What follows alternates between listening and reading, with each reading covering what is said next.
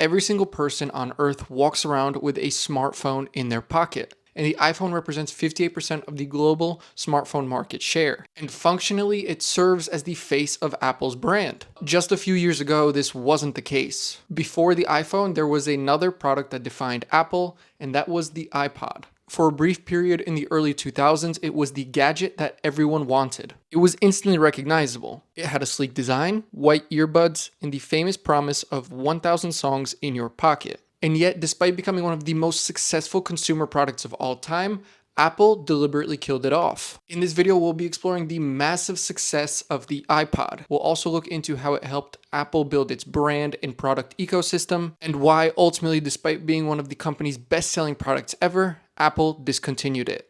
The 2001 release of the iPod marked Apple's move into the digital music market. At the time, most similar MP3 players were clunky, difficult to use, and limited on storage. The iPod changed that instantly. Steve Jobs' vision for the iPod was simple. He wanted to combine cutting-edge functionality with a design that was clean and intuitive. The iPod set itself apart from the competition in a few key areas. The first was its speed. Most MP3 players of the era were connected via USB 1.1. This was extremely slow for transferring music files at around 12 megabits per second. The iPod, on the other hand, used a FireWire connection, allowing for up to 400 megabits per second. At the time, this was unheard of. This meant that you could load hundreds of songs onto an iPod in just minutes, instead of the hours it would take on other devices. But speed was just one part of what set the iPod apart. Another key to the iPod's success was how easy it was to use. A simple click wheel interface gave users an intuitive way to scroll through thousands of songs with just one thumb. Compared to the clunkiness of other MP3 players, navigating a massive music library was intuitive,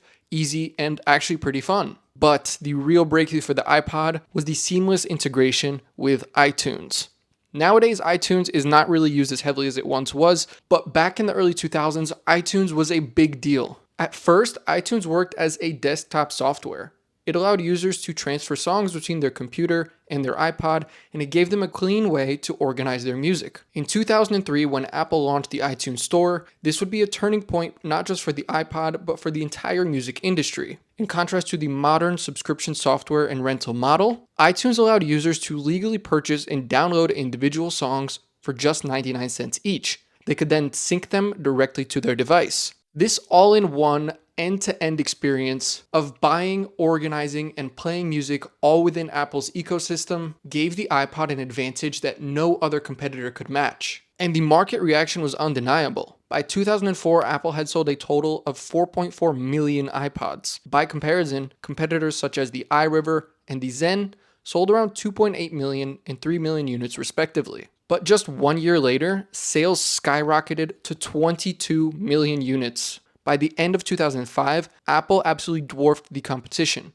owning 1/4 of the global market and 3/4 of the US MP3 player market. Functionally, the iPod served to introduce Apple to the mass market consumer. And most importantly, Apple made sure that people who owned one felt cool, so everyone else wanted one. By the mid-2000s, the iPhone wasn't just popular, but it was everywhere. For Apple, this was lightning in a bottle, the perfect combination of a great product and memorable marketing. Even as a Gen Z, I have distinct memories of seeing the iPod silhouette ads and the hype surrounding the Apple products. Between 2006 and 2008, Apple achieved absolute dominance in the portable music market. By 2006, the iPod accounted for nearly half of Apple's total revenue. What had started as a single product line just a few years earlier quickly grew into the brand's defining hero product. Apple fueled this growth by expanding the iPhone lineup, tailoring it to every type of consumer. The iPod Shuffle was launched in 2005 as an ultra-cheap, screenless model, positioned as a small impulse buy. That year, the iPod Nano replaced the Mini,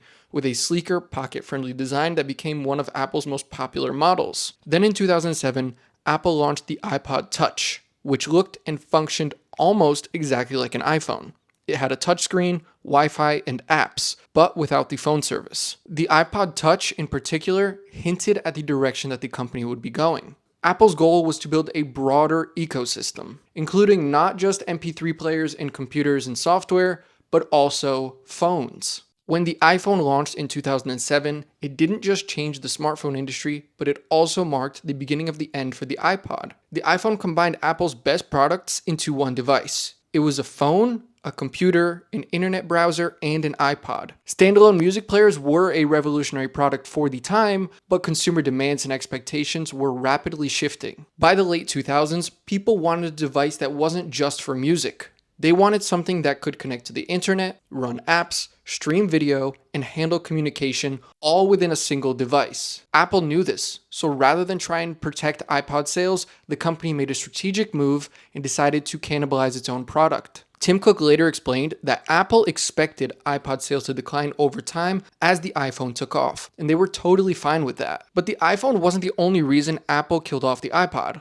There was one other big factor that made the death of the iPod inevitable. The thing is, the iPod was built around the idea of owning and curating a music library. You'd buy songs on iTunes, download them, and then sync them to your device. But the rise of streaming and the subscription model completely changed consumer behavior. Services like Spotify, Pandora, and later Apple Music made downloading individual tracks feel very limiting. The obvious question is, why would you pay for a song and worry about storage when you could just instead access millions of songs instantly and save them to the cloud? Apple has always prided itself on disrupting not just its competition and the market, but itself when the time is right. The iPod had served its purpose. It introduced Apple to the world, created the iTunes ecosystem, and laid the foundation for the iPhone. Once that was accomplished, Apple didn't hesitate to move on. The iPod was ultimately a victim of its own success, and it's an interesting case study that shows us no matter how good a product is, the market shifts and nothing lasts forever.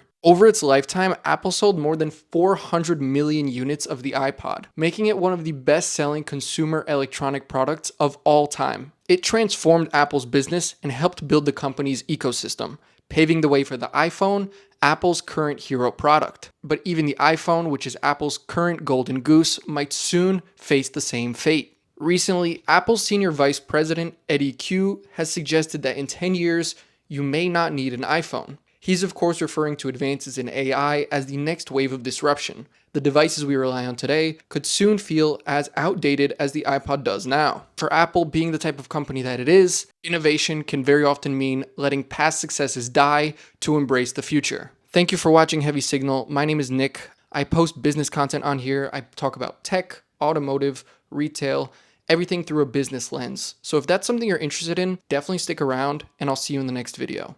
Bye bye.